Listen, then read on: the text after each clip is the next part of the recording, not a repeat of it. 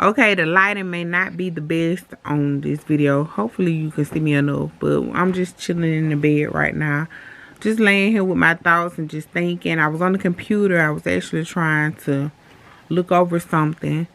And I was like, let me pull out my camera and update my YouTube fam and my watchers, because I said I was going to do it in the last video. But I actually got the call today, y'all, with the job offer.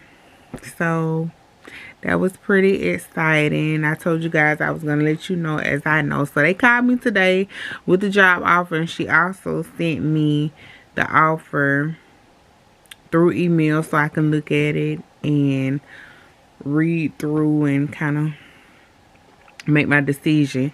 So I asked her how long I had before I had to make a decision. She said 48 hours, which is I have to make a decision by tomorrow. She told me she was going to give me a call. But one, let me say this. I'm very excited and I'm very glad, and I was very confident that I would get this position because I mean I have the experience. I had the experience to do the job. One. Two, I'm excited, but y'all know it's always but, right? But like I stated in the first video,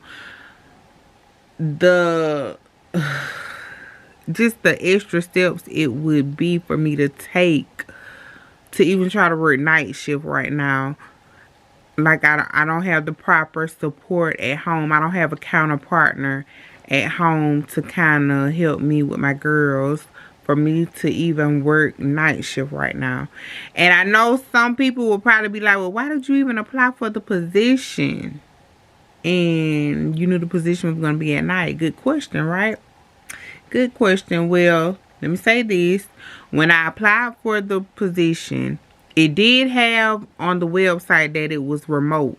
It was fully remote. The location was remote. The position was remote. Now, when I went to the interview and I told her about I applied for the position and it stated on the website that it was remote, she looked at me and they was looking like, no, this position isn't remote. Now, in my mind, I had not considered, okay, if the position isn't remote, then what am I going to do? Because I know that usually sleep techs do work at night.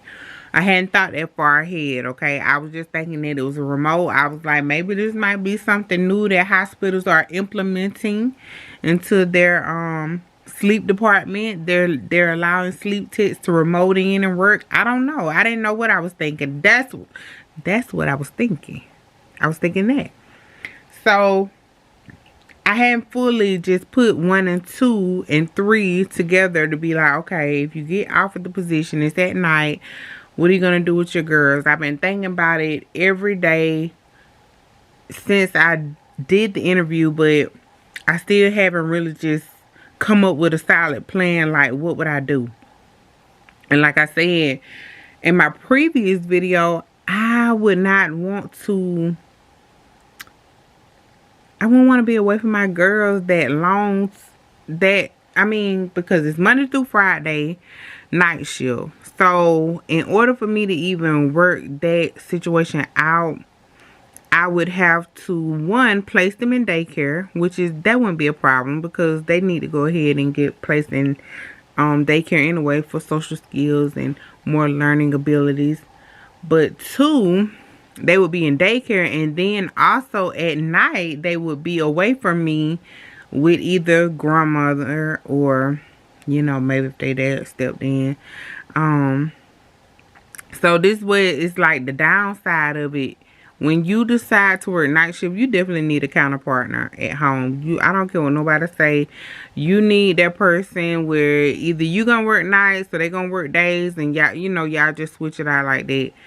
That's the only way you can be successful, unless you just got somebody that will fully just keep your kids and be okay. Then yeah, so that is my biggest drawback. So unfortunately, I haven't really made my decision yet. I'm gonna think over it a couple hours. I have till tomorrow to make my decision, but honestly, I don't know what to say because I don't really have much leeway room with this. If you say, um, you know, I hate to possibly have to turn this position down, which I'm thinking that I'm probably going to have to at this moment in time, because right now I just don't even have a solid plan to how I would work nights and maneuver with my kids. I just don't, see, when you're a parent, you have to make decisions based upon not just yourself, but you also have to consider your kids. And see, that's one of the things we have to do when we are parents. We have to consider all aspects, not just one, or oh, the pay was good, or oh, they don't work weekends. I like that. I mean, because I do like the fact that they don't work weekends, but I got to think about the 4 days that I'm going to work. How's it going to work out? My kids are going to be gone away from me majority of the time. Like, that's not what I see for myself right now.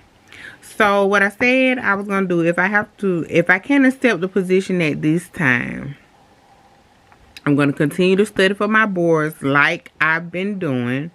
Continue to study for my boards. Take my boards during the summer sometime. And hopefully we get this credential. That way I have more leeway room with deciding what I want to do. As far as going back working as a sleep technician. Because I'll be registered. Okay, I'm claiming it and naming it. It's already set in the works for me.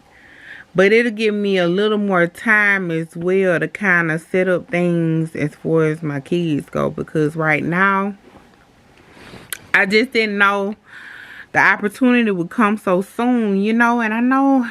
I applied for it, right? I applied for it this soon.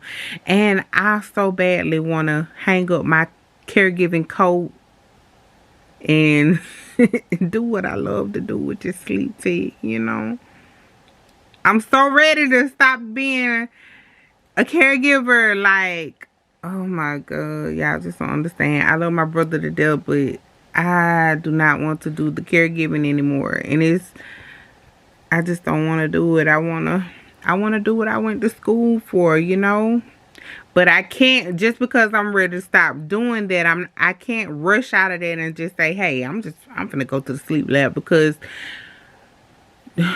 taking the job offer is gonna pose so many steps that I'm gonna have to do. So I just gotta take my time with this and figure out something, y'all. I hate this so much for me. Like, when you have an opportunity and then you can't fully be excited about it because you already know it's challenges that comes along with it. And I really don't have no silent answers for this. I mean, and then I feel like when you decline an offer, I feel like it's gonna be harder for you to, say for instance, if I ever try to apply back there again, are they gonna even consider me? The fact that I done declined the offer now? See, that's what I'm worried about. And I'm like, dog, did I just mess myself up? Because if I have to decline the offer, and if I do get registered later on, well, no. Because I feel like if I get registered, they'll go ahead and get me. They'll pick me up now. They probably gonna think I'm declining it due to the pay. But it wouldn't be that. Like I say, it's just, I've been thinking about this since I interviewed the first day, y'all. And I just knew that this was going to be a situation I was going to run into. And really, I hadn't fully thought it out. And reality has set in because I got the offer. And now it's just like, girl, what you finna do with that? Because you're not set up and you're not equipped to work at night right now. So what are you doing? Y'all, this sucks. I hate this. Like, I really do. Like, I thought I was ready. I thought I was ready to go back to work, man. Like, I just don't know what to do. I don't even have a plan. I don't even know. I can't even come up with nothing. I mean, y'all, until next time, we'll talk.